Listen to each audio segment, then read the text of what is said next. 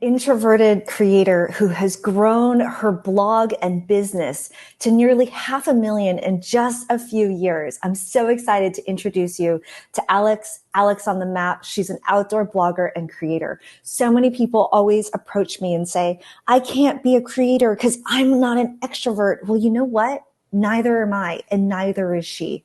Alex is an introvert. I'm an omnivert. I talk about this in my podcast episode with Leah, LA, and Flight.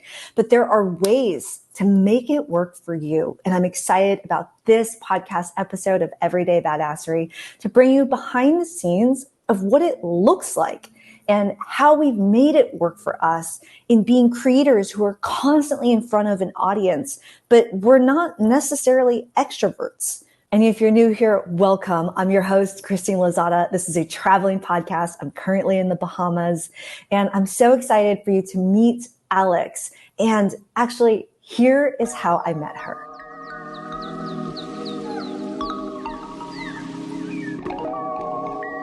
The way I know you is being someone that I met through wonderful online travel, women travel community, but also someone I really gravitated toward on social media because I feel like it's hard to find the real ones. It's hard to find people who are authentically themselves.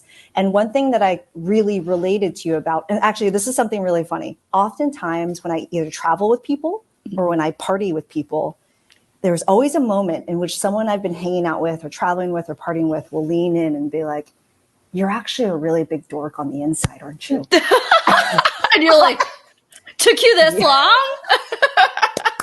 Exactly, right? Yeah. Because for me, I'm not an extrovert and I have a lot of like weird, nerdy tendencies that I totally embrace. And a lot of people tend to push that aside and try to hide that.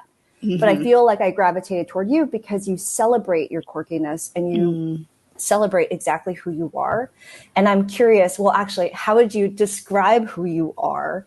And have you always embraced who you are and publicly? Oh, great question. How I would describe who I'm a big nerd. I am a big quirky nerd. I grew up basically with my nose in a book. That's all I did was read. And mostly read about other places I could go to because I didn't love growing up in Montana. That was not the thing for me. I was really excited about the idea of, I'm going to explore all these amazing other places. I can't wait to get out of here. There's nothing to do. So for me, I always felt a little bit on the outside. I was never the popular kid by any means. I was the kind of shy, nerdy. Yep. Very quiet. I loved Shakespeare, so I wrote a novel about Shakespeare when I was a kid, and it actually ended up getting published, which was pretty cool. That nerdy. That is nerdy. Okay. I like nerdy. it. So, and I went to a very nerdy college, which is where I met my very nerdy husband. And so it's always been, that's just kind of who I've been. In terms of showing it publicly, not really. Like, I always would be very self-serious on the internet. Even when I released my book, it was very, I was very serious about it. It wasn't like, okay, this is this weird, quirky thing that I did when I was younger, or this weird, quirky thing that I did. It was just, I'm very self-serious, and I always had to come across as I had everything together. And definitely the older I got, just traveling loosened me up a lot too, and made me realize, okay, you don't have to be as self-serious. No one cares. Trust me. Yeah. No one cares. Yeah. Actually, was there a trip or was there a moment in which you kind of really discovered that about yourself? I'll share my story while you're thinking about it. Yeah, please. I was the same. So I grew up, my parents were born in the Philippines, and all they wanted was for me to fit in. And they wanted me to be quiet, to listen, to get good grades, and to fit in. And so what that meant for me growing up was being extremely shy, very introverted, never raised my hand in class unless I definitely knew the answer. And then that turned me into a very serious adult later. Yep. And what really brought me out of my shell interestingly, was starting to teach group fitness classes. Oh, interesting. Because yes, I taught like weightlifting classes, and yeah, I taught yoga and like, but I also taught hot hula, which is like sexy hula dancing. That's awesome. I taught turbo kick, which is cardio kickboxing. Like when people are like, oh my gosh, you're a kickboxing instructor. I'm like, no, think about the latest hip hop in bright pink pants and like spandex. Like, and we're doing these moves, like we're doing these moves that are like so ridiculous. And I'm like, this is not serious. Like you can't be serious when you're doing this. And it was way more fun for me. And it was way more fun for everyone else if I just amped up the ridiculousness, whether it was how I looked or how I presented or the jokes I would crack. Cause it's like, sometimes we'd be on the floor doing like the pelvis thrusters. And there's everything funny about that. And it's just life is so much more fun when you make a joke out of everything. Well, not everything, but when you have fun with things. And so that really lightened me up and made me lean harder on not only being a weirder, more funny, more outgoing side of myself and celebrating that. But again, like as a fitness instructor, I'm doing that in front of people. Who are my audience. And it helped me to find that confidence to be like that all the time. And I would say even now as a creator, I didn't really step into my weirdness until I fully left the corporate world, which was only a couple of years ago. And when I hung up my Christine Serious hat, I could put on the other ones that I normally you see me wearing, my pink hat, for example. But I'm curious, like, I don't know, was there a defining moment or was it just travel over time that brought you out? I think, for me, it was over time because, as you said too, these are things that are from your childhood, right? So, my parents they're amazing people, but they cared very much what people thought. So that was something I had to work through, is saying, it really doesn't matter. It took years. It took really years of also going and experiencing new things and realizing how small I was in the grand scheme of things. I think when you grow up in a small town, you feel like you're a bigger presence than you actually are. People know who you are more. When you go travel the world and you're one of a billion people in the city in India, you realize, oh, I really don't matter all that much. And what I do doesn't matter all that much. And so that for me was really freeing to be able to just kind of express myself in a totally different situation, in a totally different world where no one else from my childhood, no one else from college would know what I was doing. And then I ended up with a really goofy guy who just does not care what anyone else thinks and never has. And he was able to kind of bring that out more and make things more fun. When I would take things very seriously, he was able to see the funny side of it and kind of teach me to bring that out of myself more. So it's been a work in progress. And sometimes still I find myself like, am I caring too much about this? I think I'm probably caring too much about this. And I have to catch myself sometimes being like, is this just going to give me anxiety, or can I see this in a positive, fun way? And I think it's a skill over time, especially if you're taught from a young age that this is how you're supposed to act. So yeah, I want to double click on what you're talking about right now, because especially being creators who are in front of an audience who are constantly judging you. I'm curious how you feel about that now, or even tactics of how you deal with it. And I'll give you an example of something that recently came up for me. So one thing that I recently did was I was just curious, because I'm like, I don't know how many people are actually seeing this face on like a monthly basis. So I was just pulling some of my numbers, and on an average basis, month over month, I normally have around 250,000 people who are watching some kind of video of me talking. And one of the things that still never ceases to fascinate me is, over time, before, when I first started creating, going back to like Serious Christine, I was creating while I was still in the corporate world, like fully made up all the time. All right, Like, here we make are. sure, yeah, I Here we had the are. right lighting. If I didn't say it correctly, like stop, re-record the damn thing, and then we're doing it over. 50 takes, no problem. Now I'm like in the Maldives, seasick, freshly just threw up, no makeup on, throw the mic on, like turn away from the wind. Now there's bad lighting. That's all right. Press, record. And that is what I put out. But what never ceases to amaze me is how many people say to me, you really should, like put on makeup, or you should edit it more, or, you should find more clothing that like really fits you better than what you're currently wearing. And it's interesting because a lot of people ask me to be more edited when I have leaned harder and harder into being more real. And so what that has created is it pushes the people out that I'm not very interested in having in my audience anyway. And I talk very real about how that happens and how a lot of people don't want to see that side of the real side of things often.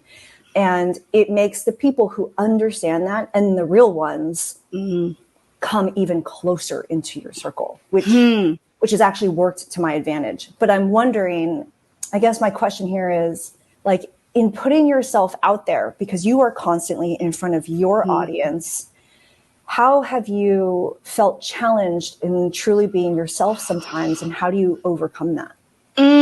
Yeah, I think that's a great question. That really, it doesn't shock me what you said, but at the same time, excuse me, like, no, that's not okay. You don't tell people what to wear. Or if they should put makeup on. No. I appreciate that you feel like you have a say, but you don't. I haven't gotten comments like that. I think because I created the brand also is very outdoors friendly. So it's a different kind of group than I would say travel. I love the travel people. I love them. But they do have a different aesthetic. They do have a different, like, okay, we look fantastic while we travel. The beautiful long flowing gowns and that's never been me. That's never been me. So the outdoorsy people are covered in dirt all the time.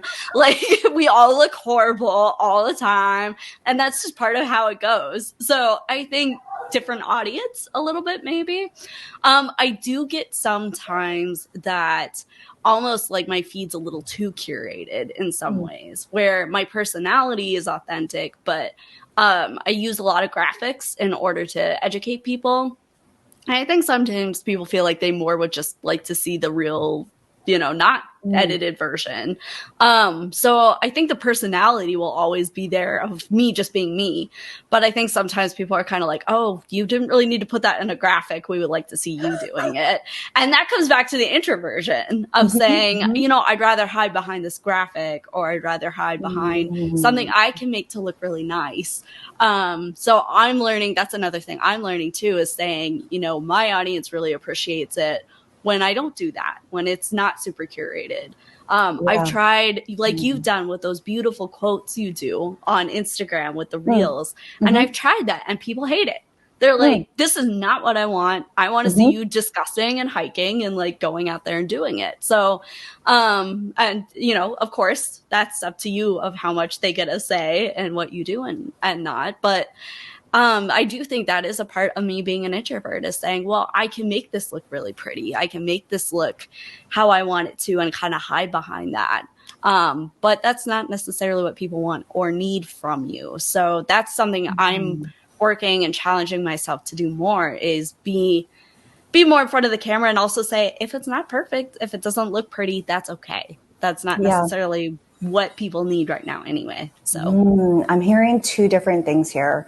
One is around like listening to, engaging your audience, but also trying to find what works for you and what feels good for you, right? Because creating is a long game. And it's not something that's like one and done. It's something that we are continuously doing all the time.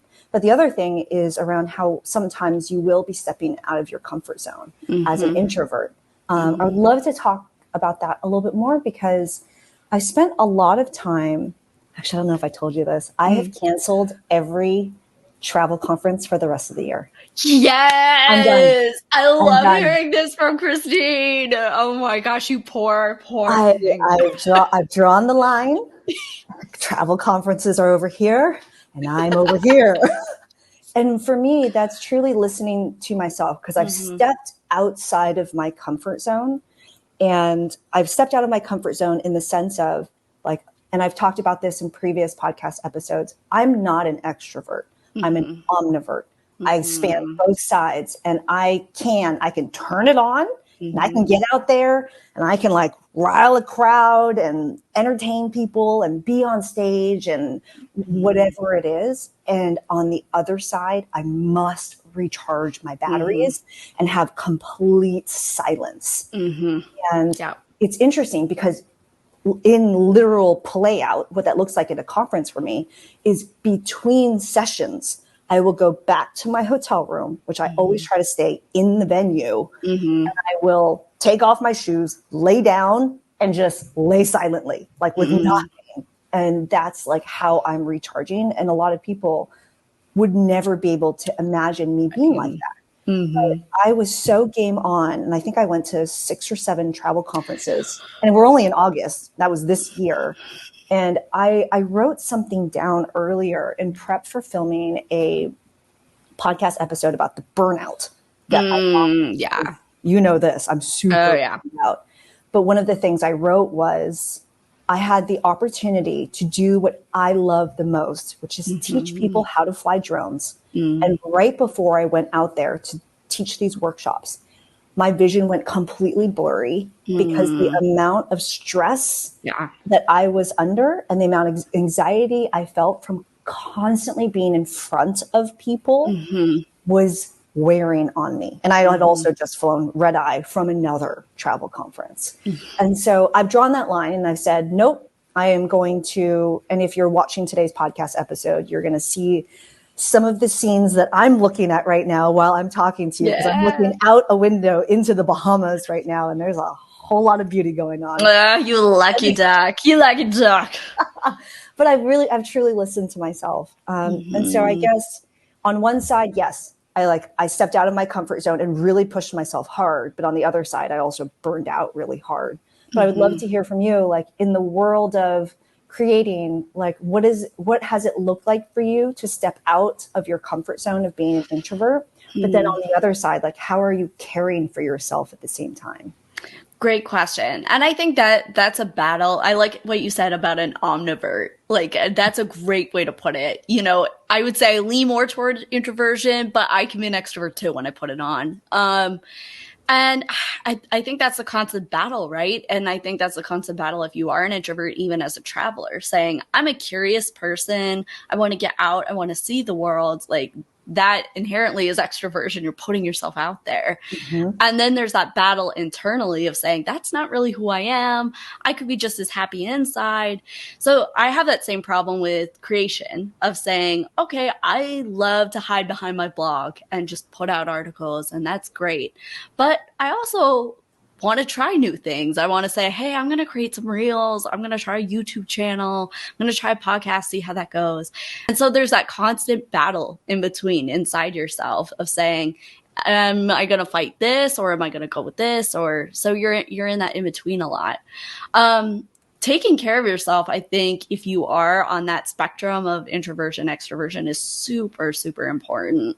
And I was moving this last week. I did not post at all. I just and you know, I have a team.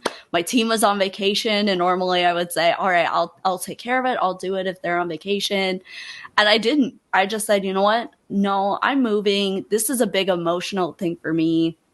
I'm seeing my family for the first time in, it'd be like a year almost, you know? So really just, there was a lot of personal stuff going on at the time. So balancing that and saying, okay, does someone really care about my hot take on like the 5 best hikes in Rocky Mountain National Park right now. I don't think so, you know? So a little perspective. I was holding my breath waiting for you to You were drop that just sitting post. there going, where is this? Alex, Come on, Alex, you messed up. Come on.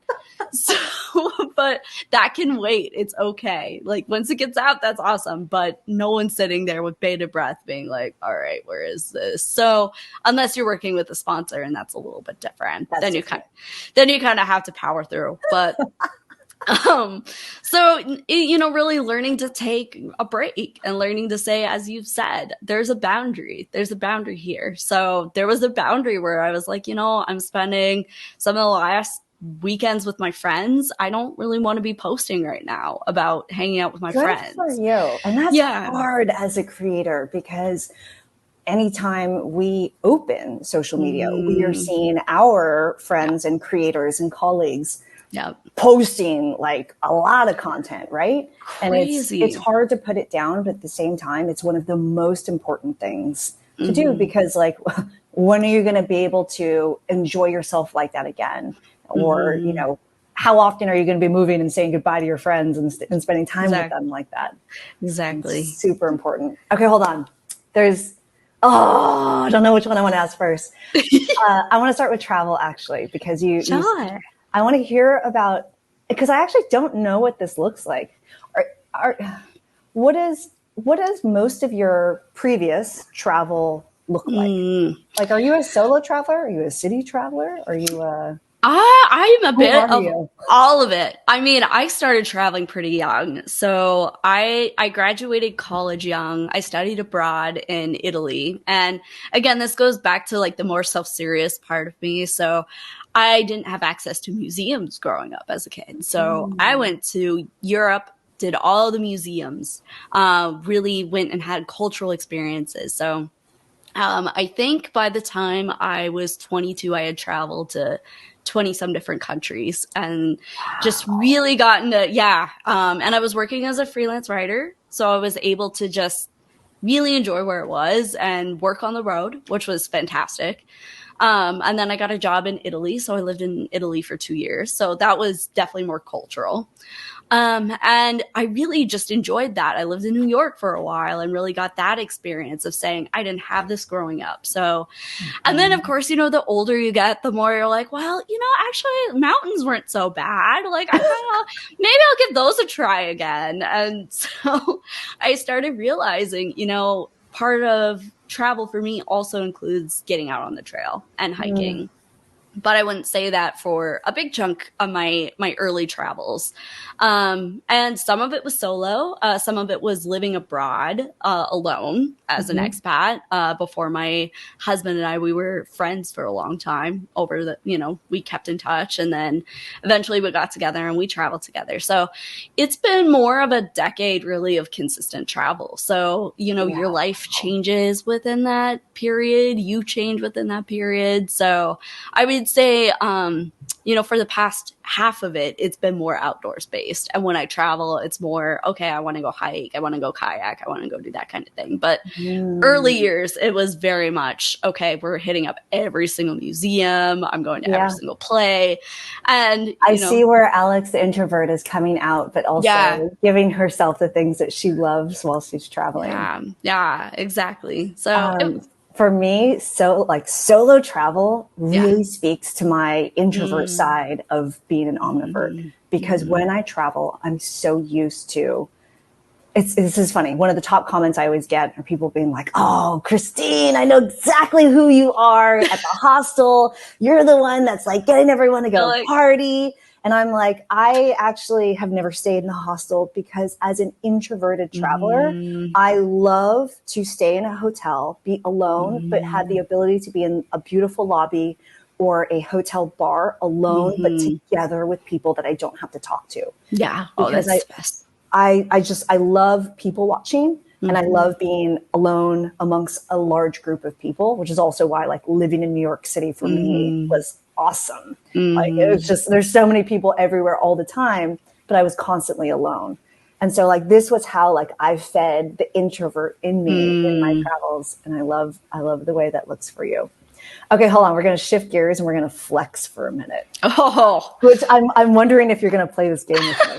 I'll always play a game with you. Of course. So one of the things I really, really respect about you is how quickly and how much you have grown as a creator in a very short period of time. Oh. And so we talked a little bit, like we've uncovered that you have a team, and we've uncovered that you've pivoted a bunch over the last couple years. I would love to hear, with as much flexing as possible in your answer, All right. when you started creating and like what you've grown and what you've created between then and now. That's a great question too, because I think, this brand specifically has only been around 2 years, about little more than 2 years. So it seems like I've grown really, really fast in a very, very short period of time. And I am going to flex and say I worked really hard. I did a ton of research. I went into it with the idea I'm investing in this business and this is going to be my career and I'm going to make this work. So flexing all the way on that and saying I did work really hard. But there is that part of it too, where I've been posting on the internet since I was 18 years old, I was writing a blog since I was 18 years old. I was an editor of a travel publication. So this is about now it'd be about a 12, 14 year growth period. If you look back and you say, I didn't start blogging when I was 21 or 25 or 28. I started when I was 18. So, I know WordPress, I think my parents wish I had spent more time doing something else, but I loved it, Okay, hold on. You're saying a couple things that are so important that I just want to pause on. One is, and this is something, and one of the reasons why I respect you so much as a creator is because you don't see yourself as this person that just posts. You see yourself as a brand and a business, and you are growing that brand and business. And it just so happens that you are the face of and what's behind that, which is super important. But you're also talking about how you're pulling in previous experience. Because I could also say the same thing, right? Yes. While it's not specifically, I only started really written blogging a year ago, and I still love to write in all caps with lots and lots of exclamation points. It's who you are. That's who you are. Just do it. Again, we're talking about it. I want you to read it exactly the way I say it. But you can also say, I'm drawing my experience of having taught fitness classes in front of hundreds of students at a time. And that's what's helping me to present better when I'm on video, right? It's not the same exact thing, but I'm drawing on old skills to be able to build this new business that I'm working on. And even yours now has so many different facets to it, which make sure you catch the next podcast episode about what Alex is creating on the tour front in national parks, which is super exciting because there's some fun things coming up over there. All right. But actually, are you willing to share how big is your audience? At this point, obviously it wanes and grows and how it is. Waiting door. It is. It's all right, didn't you just get here? Okay, bye.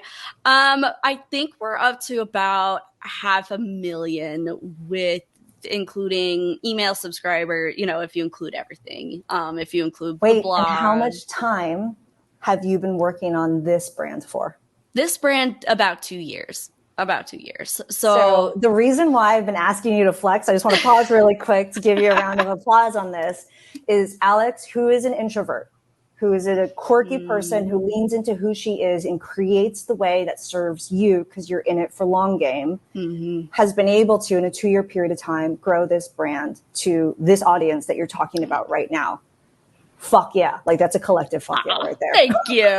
I think so too. Fuck yeah. Me and all the fish that I'm looking at that are swimming past as we are filming this are all saying that. Oh my gosh. Well, I could say the exact same thing about you. So it's, I know. And I think that's another thing too, right? When you are an introvert and you're kind of more of an observer, right? So you're looking around and you're saying, oh wow, this person's doing better than I am. This person's doing better than I am. And again, it's taking into account all that experience that person has. So it most people would say, oh, wow, she started her brand 2 years ago. Like, it's grown so fast. Not taking into the account that I was an editor of a travel publication and I had a team and I knew how to build out a team of writers in order to post several times a week and to keep it growing.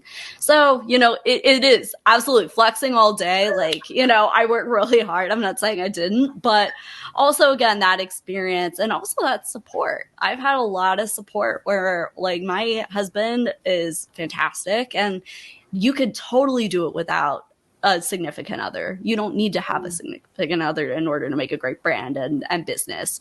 But I am really lucky in the fact where he's always been there. And he, has been my business partner, really. So I've got two heads instead of one.